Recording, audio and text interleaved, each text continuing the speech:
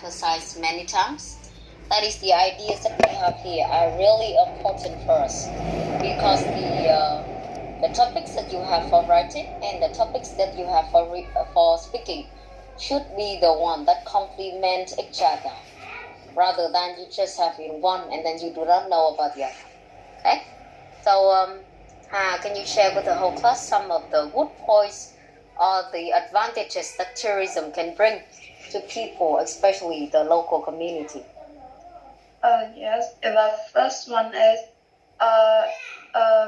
create the job opportunities for local residents. Okay, so I will note down here. The first one is about the job opportunities. Agree. The second one is boost the local economy. Okay, I don't think that it is the second idea separately, but then it should be the consequence of the previous one. When we have more job opportunities for local residents, it means that they will have higher living standard, and at the same time, the economy of the local community or even the whole country can be boosted. Okay? But anyway, I will note down here, boost the economy. Anything else?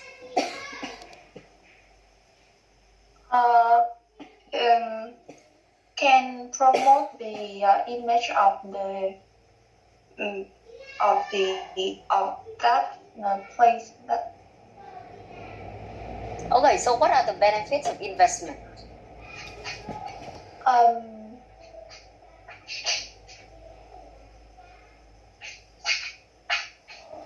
Let's imagine that your community or your local area, we receive the investment from others, from the government or from other. So what could be the benefits of that one?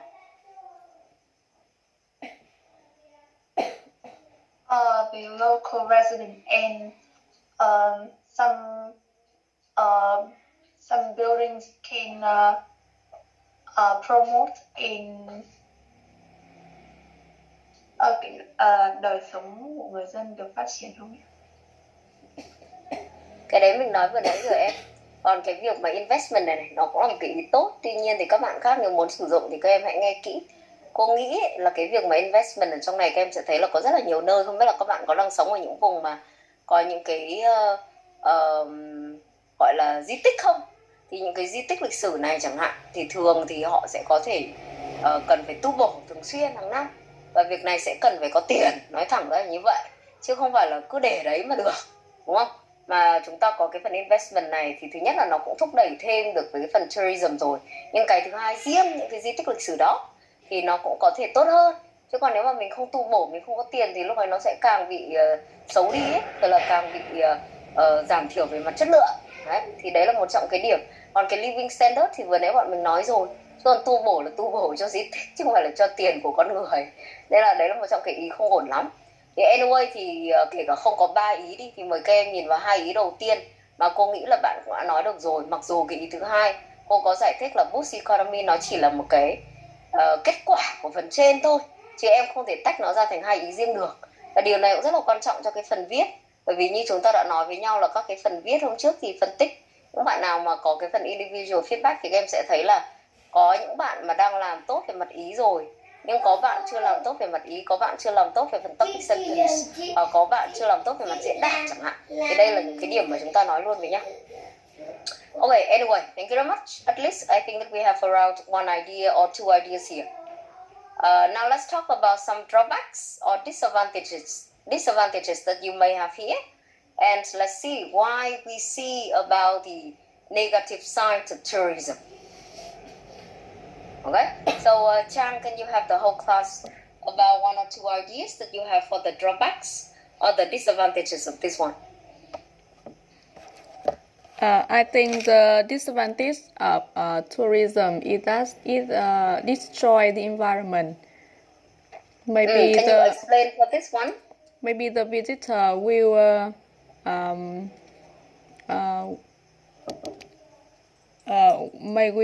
left the garbage and okay, it could be one of the things. However, do not make it too much, class. Again, this could be one idea that you can use, but do not exaggerate it because we have the tourists, okay? We may have the environmental problems that they create, okay, for the local community. But then do not use something too much like destroy or damage. It could be the careful one. Any other thing that you can have? I think the second disadvantage of tourism is that the price increased and it's not good for local people. Price. Okay, you can talk about the cost. Sometimes in some places, when they apply the cost for the or the price for the tourists, it could be higher for other one. Agree. Anything else? And maybe the traffic jam and overcrowded at the tourism at the beauty place. Overcrowded Okay, and it could traffic be one jam. of the ideas again, traffic jam that you mentioned.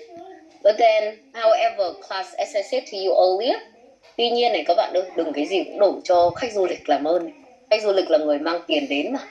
Cho nên là những cái mà bọn mình nói như cô dặn rồi, các em khác về mình nói bằng tiếng Việt chứ không phải bảo là cô mình bảo thế này cũng được đâu. Là các em nói gì thì nói nhưng làm ơn đừng có làm quá nó lên. Những người trong phần bài viết ở trong lớp mình hôm trước thì đã có individual feedback rồi, nhưng xin nhắc lại là những cái người mà có đam mê sử dụng những cái kiểu absolutely, definitely, xong cái gì cũng đổ cho một cái ấy, đổ cho một người là một cái cách rất khó thì em có thể argue được, chứ không phải là lúc nào mình cũng làm mạnh theo kiểu là những cái từ absolute như thế, hoặc là những cái cách mà em nói ra đâu, mà cái quan trọng là cái để mình có thể explain. Nhưng mình vừa giải thích là nó có thể là ý dùng được chứ không phải là không, chỉ có điều là nó khó đấy nhá, chứ không phải là theo kiểu là em nhìn phát là mình có thể thấy dễ dàng luôn. Còn cái việc gọi là advantage phía trước mà bạn có nói thì nó rõ ràng hơn, dễ hơn thì mình có thể explain được, vì khi mà ở đây nó có dịch vụ, nó có những cái gọi là để đến người ta đến thăm ở các bụng đấy thôi, thì đương nhiên là nó sẽ xuất hiện những cái công việc thêm cho người dân, và cái thứ hai nữa là từ đó thì họ có thêm được cái nguồn thu nhập, hoặc từ đó thì phát triển được kinh tế hơn. Điều đấy thì khá là rõ để mình có thể phát triển được. Còn những cái ý mà bạn vừa nói là tạo ra traffic jam rồi là tạo ra kiểu là phá hủy môi trường, các em phải hết sức cẩn trọng, chứ còn mình không bảo là không sử dụng được đâu nhá, chỉ có điều là nó rất là khó, nó không rõ ràng như những gì mà chúng ta đã có ở phía trước đâu, phải cố ép đâu, thì như thế cái phần argument của bọn mình nó sẽ bị yếu đi, chứ không phải là bọn mình sẽ làm cho nó mạnh hơn.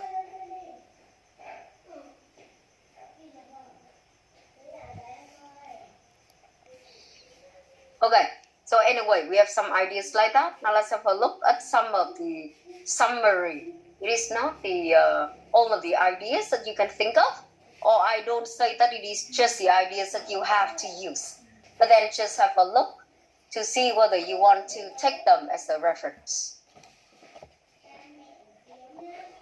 The pros, the advantages, brings money and boosts the economy, offers employment to local people, offers fresh perspective on life and culture. It means that when you go to other places, some new places that you haven't seen, you may have the understanding, you may have the new perspective, the way to see life and culture. Not only in our own country, but then of course other countries as well. Locals usually need to learn English to talk to tourists, which can have beneficial long-term effects. Sometimes I have to share with you that some of you, even you do not have the fluency, even you do not have the willingness to communicate like the children in the mountainous area, obviously because they have to use English to communicate with the tourists from different countries. So that's why actually they are developing the English competency. And from this, they can have the beneficial long-term effects. And one more idea that you may want to see, I think that I explained to you before. To boost tourism, local communities often invest money on improving the infrastructure, and it can have the positive effects to the local community. It is not only for the destination, but then you can see that it could be about water, it could be about electricity, it could be about roads, đường xá, cầu cống, chứ không hẳn chỉ là có cái nơi đó không. cái nơi đó được tu bổ cải thiện rồi, và ngoài ra nó có thể là infrastructure nữa. Thì đấy là ý mà vừa nãy thì mình có giải thích cho các em. Okay, anyway, have a look very quickly before we move to the disadvantages.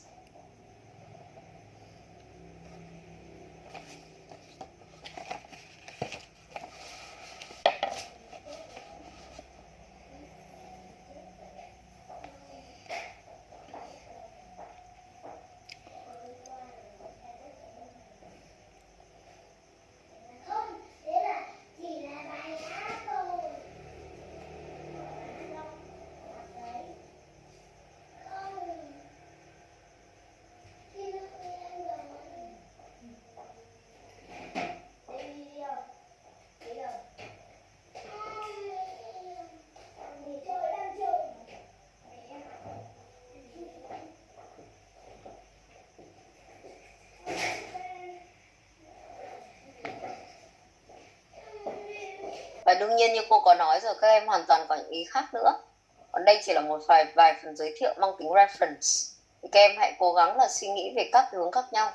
Nó không chỉ liên quan đến mỗi cái người gọi là làm công tác dịch vụ ở đấy đâu, mà cái ý là những cái người đến thăm nữa. Như chúng ta được đi chơi ở các nơi ấy, hoặc là ở các đất nước, những bạn nào mà đã có điều kiện trước dịch chẳng hạn, thì em sẽ thấy là nó hãy nhìn về phía của cả bọn mình, phía của những cái người mà họ tổ chức ra những cái dịch vụ du lịch đó. Hoặc là ở trong này mình còn nói về những cái người dân địa phương, họ không làm dịch vụ nhưng họ cũng có thể được lợi, hoặc là họ phải chịu một vài cái điểm gọi là bất lợi mà chúng ta có nói tới. Thì cô đã dặn rồi, trong phần viết chúng ta sẽ có các cái hướng, các cái đối tượng khác nhau. Từ đó thì các em sẽ cảm thấy dễ dàng hơn. Cũng giống như buổi trước thôi, là phần 2 có những bạn thậm chí là mình còn dùng sử dụng từ là từ bỏ cuộc. Các em còn trả lời, người ta cho em ít nhất là 4 cái prompt, 4 cái gợi ý. Em chỉ cần trả lời 4 cái gợi ý đấy thôi thì có khi em đã hết được 45 giây, tức là dưới 1 phút cũng đã là có trả lời rồi. Chứ không phải là I have no idea, xong em cứ ngồi đó thì coi như em mất 5 triệu thôi. Thì như vậy đứng lên thì em chỉ được tầm khoảng 2 đến 3 điểm là cùng. Thì cái này nó thuộc về không phải là về cái khả năng đâu, mà là cái mà em tận dụng để em trả lời trước khi mà bọn mình nghĩ thôi. Và tiếp theo này, mời các em nhìn vào một vài cái ý liên quan đến cons hoặc là disadvantages mà mình có. The very first one that I'm thinking of is create an economic dependency, and it is called the unsustainable economy. Especially, of course, you will see that the external factor like the pandemic nowadays, a lot of areas, why they were the very famous destinations before. A lot of tourists and a lot of people, they rely on tourism to live, to survive, and to thrive in their life. However, because of the pandemic, because of their dependency, so it turns out to be unsustainable nowadays. And as Chang said before, it could have the negative impact on the local environment, like the noise pollution or the air pollution. But once again, do not say like 100%. Just say that we could have the negative impact because of the noise or because of the transportation. And finally, cause friction, or in other words, conflict between locals and tourists. The conflict between locals and tourists if local culture is not respected. Nếu nền văn hóa của địa phương mà mình không hiểu rõ, hoặc là những người đến khu vực của mình họ không hiểu rõ, thì có thể tạo ra cái gọi là conflict, cái mâu thuẫn này. Em sẽ thấy là gì, có rất là nhiều vùng ấy, ví dụ ở Nhật Bản không phải ở nước mình đi, thì họ có cái gọi là săn cá voi, đúng không? Ở đấy nó là tradition của họ rồi. Có rất là nhiều tổ chức rồi là nhiều người trên thế giới họ phản đối việc này. Nhật Bản cũng có sự thay đổi, nhưng có rất nhiều người họ không thay đổi vì họ cho rằng đấy là cái phần tradition của họ. Hoặc là ở Việt Nam cũng vậy thôi, có mỗi người sẽ có một cái quan điểm riêng. Nhưng mà các bạn sẽ thấy là có những cái khu vực mà họ ăn thịt chó vào ngày mùng 3 Tết, bởi vì họ tin rằng đấy là cái điểm mà tạo nên cái sự may mắn cho họ trong cả một năm. Đấy. Nhưng còn những cái vùng sẽ là gì, họ cắt rồi, họ không muốn là giết thịt chó mèo nữa. Thì cái này thực ra nó lại liên quan đến local culture, chứ mình không nói là cái người nào đúng và người nào sai cả. Nên đây cũng là một cái ý mà các em cũng có thể cân nhắc để tìm hiểu thêm. Vì đây nó không phải là một bài nó quá là đầy đủ, nhưng mà giúp cho các em có thể hiểu hơn một chút về cái vấn đề gọi là drawbacks của tourism. Okay, so I will leave it here for about 30 seconds. And you may want to have a note before we move on to the next topic. And you will have some practice